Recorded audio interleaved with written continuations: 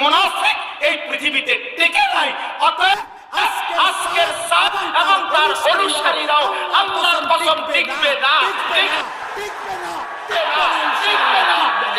ইনশাআল্লাহ, টিকবে না।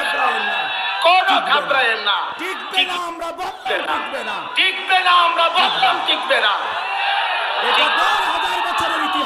এটা ১,৫০০ বছরের ইতিহাস, এটা ১,৫০০ বছরের ইতিহাস। আমরা রাখো ভাইয়া,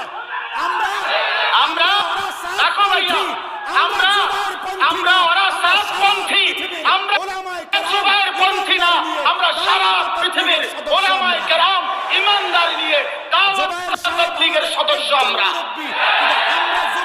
জুবায়ের সাহেব আমাদের একজন মুরব্বী, কিন্তু আমরা